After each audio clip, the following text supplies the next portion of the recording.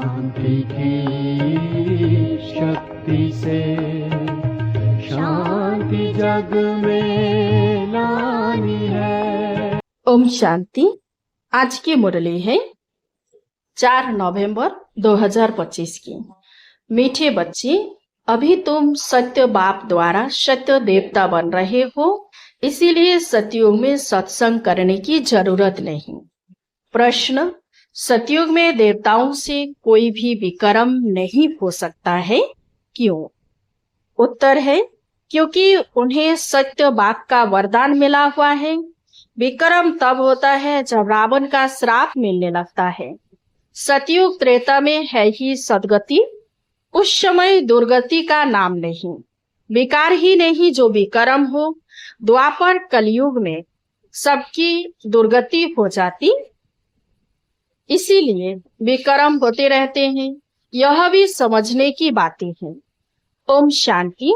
मीठे मीठे रूहानी बच्चों प्रति बाप बैठ समझाते हैं।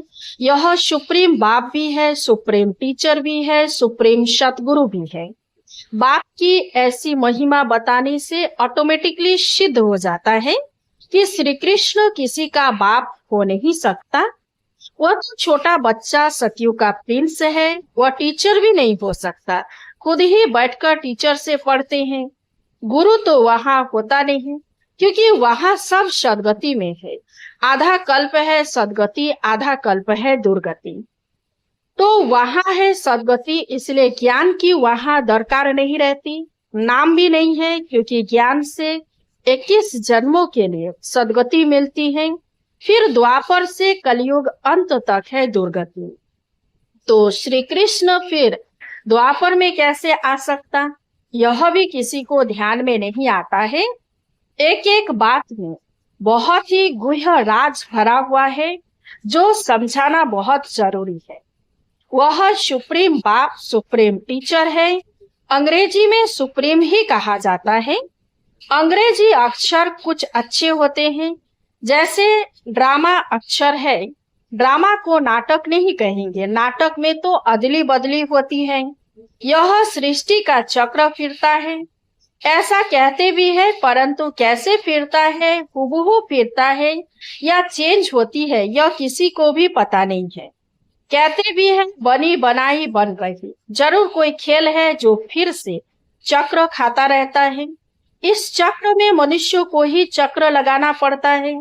अच्छा, इस चक्र की आयु क्या है, कैसे रिपीट होता है, इसको फिरने में कितना समय लगता है, यह कोई नहीं जानते। इस्लामी, बौद्ध आदि यह सब है घराने जिनका ड्रामा में पार्ट है। तुम ब्राह्मणों की डायनेस्टी नहीं है, यह है ब्राह्मण कुल। सर्वोत्तम ब्राह्मण कुल कहा जाता है, देवी देवताओं का भी कुल है। यह तो समझाना बहुत सहज है। सूक्ष्म वतन में फरिश्ते रहते हैं, वहां हड्डी मांस होता नहीं। देवताओं को तो हड्डी मांस है ना। विष्णु सो ब्रह्मा सो विष्णु, विष्णु सो ब्रह्मा। विष्णु की नाभि कमल से ब्रह्मा क्यों दिखाया है? सूक्ष्म वतन में तो यह बातें होती नहीं, न जवाहरत आदि हो सकते, इसलिए ब्रह्मा को सफेद पोषधारी ब्राह्मण दिखाया है। ब्रह्मा साधारण मनुष्य बहुत जन्मों के अंत में गरीब हुआ ना। इस समय है ही खादी के कपड़े, वह बेचारे समझते नहीं। सूक्ष्म शरीर क्या होता है तुमको बाप समझाते हैं। वहां है ही फरिश्ते जिनको हड्डी मांस होता नहीं। सूक्ष्म वतन में तो यह श्रृंगार आदि होना नहीं चाहिए, परंतु चित्रों में दिखाया है तो बाबा उसका ही साक्षात्कार कराएं, फिर अर्थ समझाते हैं। जैसे हनुमान का साक्षात्कार कराते हैं। अब हनुमान जैसा कोई मनुष्य होता नहीं।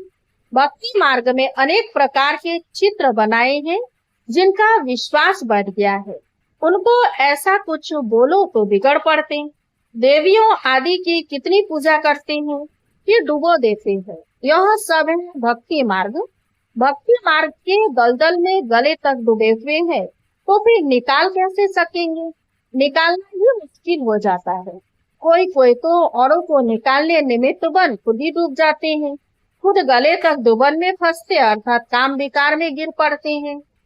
यह है सबसे बड़ी दुबन यानी दलदल। सतयुग में यह बातें होती नहीं। अभी तुम सत्य बाप द्वारा सत्य देवता बन रहे हो, फिर वहां सत्संग होते नहीं। सत्संग यहाँ भक्ति मार्ग में करते रहते हैं। समझते हैं सब ईश्वर के रूप है, कुछ भी नहीं समझते। बाप बैठ समझाते हैं कलयुग में है सब पाप आत्माएं, सतयुग में होते हैं पुण्य आत्माएं। रात दिन का फर्क है, तुम अभी संगम पर हो। कलयुग और सतयुग दोनों को जानते हो। मूल बात है इस पार से उस पार जाने की। क्षीर सागर और विषय सागर का गायन भी है, परंतु अर्थ कुछ नहीं समझते। अभी बाप बैठ कर्म अकर्म का राज समझाते हैं। कर्म तो मनुष्य करते ही है, फिर कोई कर्म अकर्म होते हैं, कोई विकर्म होते हैं। रावण राज्य में सब कर्म विकर्म हो जाते हैं। सतयुग में विकर्म होता नहीं, क्योंकि वहां है राम राज्य। बाप से वरदान पाए हुए हैं। रावण देते हैं श्राप। यह सुख और दुख का खेल है ना। दुख में सब बाप को याद करते, सुख में कोई याद नहीं करते। वहाँ विकार होते नहीं। बच्चों को समझाया है। सैपलिंग लगाते तो है, यह सैपलिंग लगाने की रस्म भी अभी पड़ी है। बाप ने सैपलिंग लगाना शुरू किया है। आगे जब ब्रिटिश गवर्नमेंट थी तो कभी अखबार में नहीं पढ़ता था कि झाड़ू का सैपलिंग लगाते हैं। अब बाप बैठ देवी देवता धर्म का सैपलिंग लगाते हैं और कोई सैपलिंग नहीं लगाते। बहुत धर्म है देवी देवता धर्म, प्राय लोग है। धर्म भ्रष्ट कर्म भ्रष्ट होने के कारण नाम ही उल्टा सुल्टा रख दिया है। जो देवता धर्म के हैं उन्हों को फिर उसी देवी देवता धर्म में आना है। हर एक को अपने धर्म में ही जाना है। क्रिश्चियन धर्म का निकलकर फिर देवी देवता धर्म में आ नहीं सकेंगे। मुक्ति तो हो न सके। हाँ, कोई देवी देवता धर्म का कन्वर्ट होकर क्रिश्चियन धर्म में चला गया होगा तो वह फिर लौटकर अपने देवी देवता धर्म में आ जाएगा। उनको यह ज्ञान और योग बहुत अच्छा लगेगा। इससे सिद्ध होता है कि यह अपने धर्म का है। इसमें बड़ी विशाल बुद्धि चाहिए समझने और समझाने की। धारणा करनी है, किताब पढ़कर नहीं सुनानी है। जैसे कोई गीता सुनाते हैं, मनुष्य बैठकर सुनते हैं। कोई तो गीता के श्लोक एकदम कंठ कर लेते हैं, बाकी तो इनका अर्थ हर एक अपना अपना बैठ निकालते हैं। श्लोक सारे संस्कृत में है। यहाँ तो गायन है कि सागर को स्याही बना दो, सारा जंगल कलम बना दो, तो भी ज्ञान का अंत नहीं होता। गीता तो बहुत छोटी है, 18 अध्याय है। इतनी छोटी गीता बनाकर गले में पहनते हैं। बहुत पतले अक्षर होते हैं, गले में पहनने की भी आदत होती है। कितना छोटा लॉकेट बनता है। वास्तव में है तो सेकंड की बात। बाप का बना जैसे कि विश्व का मालिक बना। बाबा हम आपका एक दिन का बच्चा हूँ, ऐसे भी लिखने शुरू करेंगे। एक दिन में निश्चय हुआ और फट से पत्र लिखेंगे। बच्चा बना तो विश्व का मालिक हुआ। यह भी कोई की बुद्धि में मुश्किल बैठता है। तुम विश्व का मालिक बनते हो ना, वहां और कोई खंड नहीं रहता है। नाम निशान गुम हो जाता है। कोई को मालूम भी नहीं रहता कि यह खंड थे। अगर थे तो जरूर उनकी हिस्ट्री ज्योग्राफी चाहिए। वहां यह होते ही नहीं। इसीलिए कहा जाता है तुम विश्व के मालिक बनने वाले हो। बाबा ने समझाया है मैं तुम्हारा बाप भी हूँ, ज्ञान का सागर हूँ। यह तो बहुत ऊंचते ऊंच ज्ञान है जिससे हम विश्व के मालिक बनते हैं। हमारा बाप सुप्रीम है, सत्य बाप है, सत्य टीचर है, सत्य सुनाते हैं, बेहद की शिक्षा देते हैं, बेहद का गुरु है, सबकी सदगति करते हैं। एक की महिमा की तो वह महिमा फिर दूसरे की हो नहीं सकती। फिर वह आप समान बनाए तब हो सकते। तो तुम भी पतित पावन ठहरे। सत नाम लिखते हैं। पतित पावनी गंगाएं यह माताएं हैं। शिव शक्ति कहो, शिव वंशी कहो, शिव वंशी ब्रह्मा कुमार कुमारियां। शिव वंशी तो सब है, बाकी ब्रह्मा द्वारा रचना रचते हैं तो संगम पर ही ब्रह्मा कुमार कुमारियां होते हैं। ब्रह्मा द्वारा एडॉप्ट करते हैं। पहले पहले होते हैं ब्रह्मा कुमार कुमारियां। कोई भी ऐतराज उठाते हैं तो उसको बोलो यह प्रजापिता है, इनमें प्रवेश करते हैं। बाप कहते हैं बहुत जन्मों के अंत में मैं प्रवेश करता हूँ। दिखाते हैं विष्णु की नाभि से ब्रह्मा निकला। अच्छा, विष्णु फिर किसकी नाभि से निकला? उसमें एरो का निशान दे सकते हो कि दोनों ओतप्रोत हैं। ब्रह्मा सो विष्णु, विष्णु सो ब्रह्मा। यह उसने उनसे, वह उनसे पैदा हुआ है। इनको लगता है 1 सेकंड, उनको लगता है 5000 वर्ष। यह वंडरफुल बातें हैं ना, तुम बैठ समझाएंगे। बाप कहते हैं लक्ष्मी नारायण 84 जन्म लेते हैं, फिर उनके ही बहुत जन्मों के अंत में मैं प्रवेश कर यह बनाता हूँ। समझने की बात है ना, बैठो तो समझाएं कि इनको ब्रह्मा क्यों कहते हैं। सारी दुनिया को दिखाने के लिए यह चित्र बनाए हैं। हम समझा सकते हैं, समझने वाले ही समझेंगे, नहीं समझने वाले के लिए कहेंगे यह हमारे कुल का नहीं है। बेचारा भल वहां आएगा, परंतु प्रजा में हमारे लिए तो सब बेचारे हैं ना। गरीब को बेचारा कहा जाता है। कितने पॉइंट्स बच्चों को धारण करनी है, भाषण करना होता है टॉपिक्स पर। यह टॉपिक कोई कम है क्या? प्रजापिता ब्रह्मा और सरस्वती 4 भुजाएं दिखाते हैं, तो 2 भुजा बेटी की हो जाती है। युगल तो है ही नहीं, युगल तो वास्तव में बस विष्णु ही है। ब्रह्मा की बेटी है सरस्वती, शंकर को भी युगल नहीं है, इस कारण शिव शंकर कह देते हैं। अब शंकर क्या करते हैं? विनाश तो एटॉमिक बॉम्ब से होता है। बाप कैसे बैठ बच्चों को मौत कराएंगे? यह तो पाप हो जाए। बाप तो और ही सबको शांति धाम वापिस ले जाते हैं बिगर मेहनत। हिसाब किताब चुकतू कर सब घर जाते हैं, क्योंकि कयामत का समय है। बाप आते ही है सर्विस पर, सबको सदगति दे देते हैं। तुम भी पहले गति में फिर सदगति में आएंगे। यह बातें समझने की है। इन बातों को जरा भी कोई नहीं जानती। तुम देखते हो कोई तो बहुत माथा खपाते, बिल्कुल समझते नहीं। जो कुछ अच्छा समझने वाले हैं होंगे वह आकर समझेंगे। बोलो, एक एक बात पर समझना है तो टाइम दो। यहाँ तो सिर्फ हुक्म है, सबको बाप का परिचय दो। यह है ही कांटों का जंगल, क्योंकि 1-2 को दुख देते रहते हैं। इसको दुखधाम कहा जाता है। सतयुग है सुखधाम।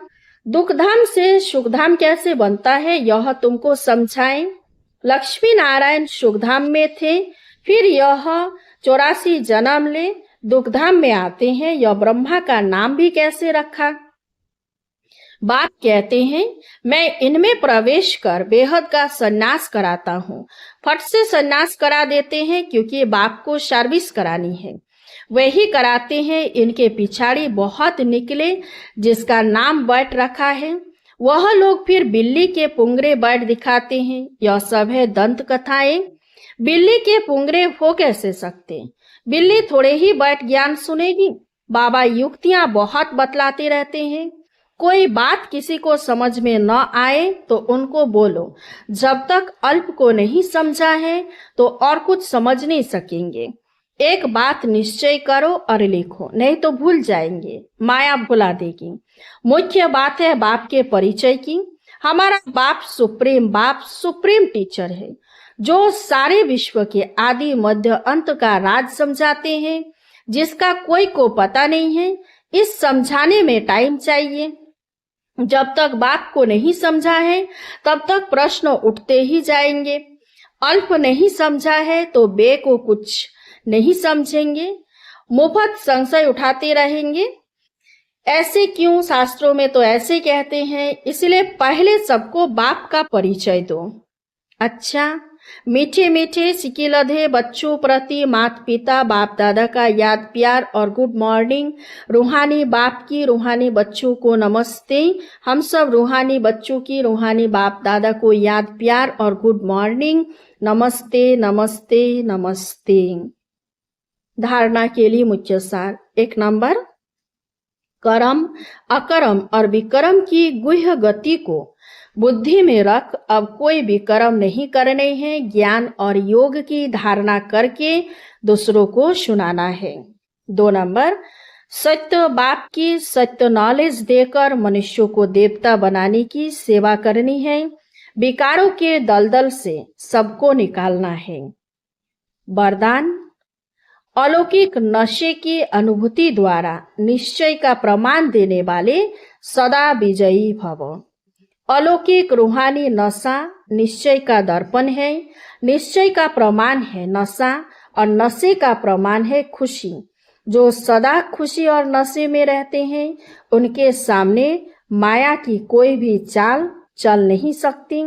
बेफिक्र बादशाह की बादशाही के अंदर माया आ नहीं सकती। अलौकिक नशा सहज ही पुराने संसार व पुराने संस्कार भुला देता है। इसीलिए सदा आत्मिक स्वरूप के नशे में, अलौकिक जीवन के नशे में, फरिश्तेपन के नशे में या भविष्य के नशे में रहो तो विजयी बन जाएंगे। स्लोगन, मधुरता का गुण ही ब्राह्मण जीवन की महानता है, इसलिए मधुर बनो और मधुर बनाओ। अव्यक्त इशारे, अशरीरी व विदेही स्थिति का अभ्यास बढ़ाओ। जैसे विदेही बाप दादा को देह का आधार लेना पड़ता है बच्चों को विदेही बनाने के लिए, ऐसे आप सभी जीवन में रहते, देहों में रहते विदेही आत्मा स्थिति में स्थित हो। इस देह द्वारा करावनहार बन करके कर्म कराओ। यह देह करनहार है, आप देही करावनहार हो। इसी स्थिति को विदेही स्थिति कहते हैं। इसी को ही फॉलो फादर कहा जाता है।